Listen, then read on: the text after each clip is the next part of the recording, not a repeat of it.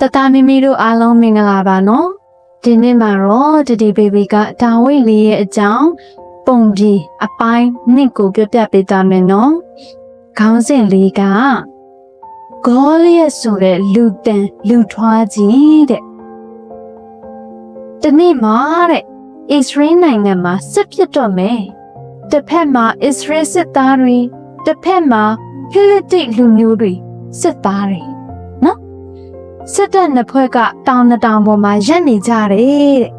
အလယ်မှာတော့ဂျိုက်ဝန်းကြီးတစ်ခုရှိတယ်တဲ့အဲ့ဒီအချိန်မှာတဲ့ဖိလိတိဘက်ကလူကြီးမားကြီးတစ်ယောက်ထွက်လာတယ်တဲ့သူ့နာမည်ကဂေါလိယလို့ခေါ်တယ်တဲ့ဂေါလိယကြီးကလေအရက်လည်းအရင်ရှိတယ်တန်ချပ်ကာကြီးကိုဝတ်ထားတယ်လန်ကြီးကလည်းတစ်ပင်တိုင်လောက်ကြီးတယ်တဲ့သူလမ်းလျှောက်လာတဲ့အခါဒုံဒုံဆိုပြီးတော့မှနေတောင်မှတုန်ခါသွားတယ်လို့ပဲတဲ့ဂေါလိယကအော်ပြီးအစ္စရေးလူတွေမင်းတို့ထဲကရဲတဲ့သူတယောက်ထွက်လာစမ်းဆိုပြီးစိန်ခေါ်လိုက်တယ်တဲ့ငါနဲ့တိုက်နိုင်ရင်မင်းတို့နိုင်မယ်တဲ့မနိုင်ရင်တော့မင်းတို့ရှုံးပြီဆိုပြီးတော့မှအစ္စရေးစစ်သားတွေကိုလောင်ပြောင်ပြောဆိုတယ်တဲ့အစ္စရေးစစ်သားတွေကအားလုံးကြောက်နေကြတာပေါ့ဘယင်ရှောလူတောင်ကြောက်တယ်တဲ့ဘသူမှထွက်မသွားရဘူးနေ့တိုင်းဂေါလိယကလာပြီးအော်တယ်လူတွေကလည်းပိုပြီးကြောက်လာကြတာပေါ့ဓမ္မရာဇဝင်ပထမဆောင်အခန်းကြီး7ပိုင်းငယ်7မှာရှောလူနှင့်အစ္စရေးလူမျိုးသားအပေါင်းတို့သည်ကြောက်ရွံ့၍စိတ်ပြက်ကြ၏လို့တမန်ကျမ်းစာကပြောထားတယ်တဲ့အဲ့ဒီအချိန်မှာပဲဒါဝိဒ်ကစစ်တောင်းမဟုတ်သေးဘူးသူကအဖေအတွက်တိုးကြောင်းနေတဲ့ကလေးလေးပဲရှိသေးတယ်တနေ့မှတဲ့ယေရှဲကဒါဝိဒ်ကိုခေါ်ပြီးသားရင်မင်းအကိုတွေစစ်တပ်ထဲမှာရှိနေတယ်ဒီမုံနဲ့အစားအစာတွေသွားပို့ပေးပါလို့ပြောတယ်တဲ့အဝိတ်ကဟုတ်ကဲ့အဖေလို့ပြောပြီးမနဲ့စောစောထသွားတယ်တဲ့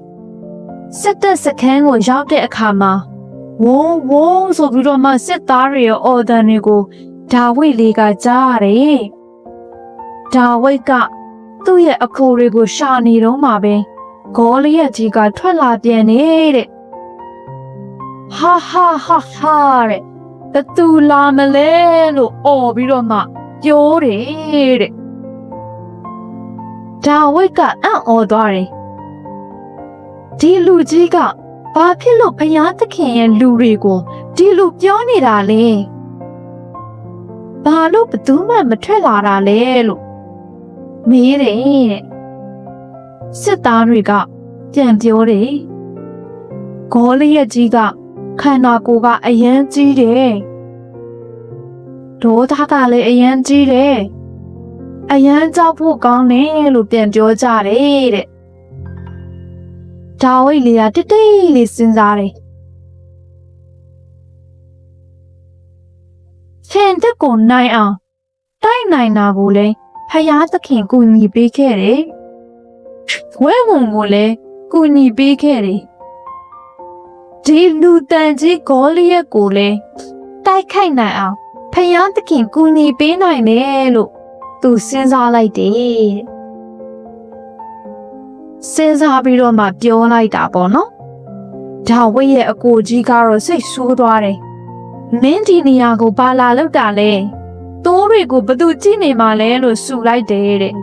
ဒါပေမဲ့ဒါဝိဒ်ကလုံးဝမကြောက်ဘူးတဲ့နောက်တော့ဒါဝိဒ်ပြောတဲ့စကားကိုဘုရင်ရှောလုကကြားသွားတယ်။ရှောလုကဒီကောင်ကလေးကိုခေါ်လာလို့ပြောလိုက်တယ်တဲ့။ဒါဝိဒ်ကတဲ့ဘုရင်ကြီးရဲ့အရှိကိုရောက်သွားတဲ့အခါမှာဒါဝိဒ်လေးကတေးသေးလေးစစ်သားတွေလိုမျိုး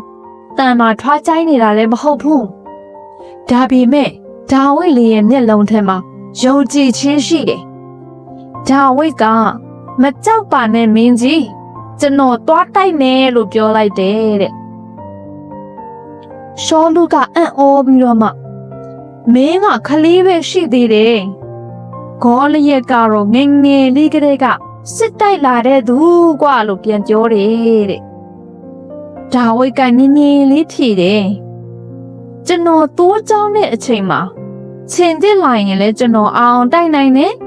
ဝဲဝင်လာရင်လည်းကျွန်တော်နိုင်အောင်တိုက်နိုင်တယ်အဲ့ဒီတုန်းကဖယားသခင်ကူညီပေးခဲ့တယ်ဆိုပြီးပြန်ပြောလိုက်တယ်တဲ့အခုလဲကူညီပေးမှာပါတဲ့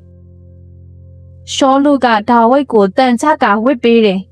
ဒါပေမဲ့တန်ချက်ကအရန်လေးပြီးတော့မှအရန်ကြီးနေတာဖြစ်တဲ့အတွက်လေဒါဝိတ်လေးကလမ်းတောင်မလျှောက်နိုင်ဘူးတဲ့ဒါဝိတ်လေးကဘယင်ကြီးကိုပြောလိုက်တယ်ဒီဟာတွေကျွန်တော်မသုံးတတ်ဘူးလို့ပြောပြီးအကုန်လုံးပြန်ချွတ်လိုက်တယ်တဲ့အဲ့ဒါနဲ့ပဲဒါဝိတ်လေးကသူ့ရဲ့တိုးထိန်တုပ်လေးကိုပဲယူတယ်ပြီးတော့ချောင်းသားကိုသွားပြီးချောမွေ့တဲ့ကြောက်လေး9လုံးကိုကောက်တယ်တဲ့လောက်လေးကိုကင်ပြီးလူတန်ကြီးဂေါလိယက်စီကိုတိတ်တိတ်လေးရှောက်သွားတယ်ဒါပေမဲ့တဲ့ဒါဝိတ်ကဖယားသခင်ကိုပူယုံကြည်တယ်စစ်တိုက်ခြင်းသည်ထာဝရဖယားနှင့်ဆိုင်၏လို့တမန်ကျမ်းစာကပြောထားတယ်တဲ့ကဲဒါဆိုရင်အပိုင်းနှစ်အတွက်သင်ခန်းစာလေးကတော့ယုံကြည်ခြင်းကကြောက်စိတ်ထက်ပိုကြီးတယ်လူတစ်တေးလေးနဲ့ရဲရင်နိုင်နေဖယားသခင်ကိုယုံကြည်ရင်အခက်အခဲကိုရင်ဆိုင်နိုင်နေတခြားလူတွေမယုံကြည်ရင်တောင်မှကိုမန်နာကိုဆက်လုပ်ရမယ်နော်ကဲကလေးလေးတို့အားလုံးလဲကုတစ်တေးလေးဆိုပြီးတော့မှအားမငယ်နဲ့နော်ဖယားသခင်ရှိရင်ရဲရင်နိုင်နေ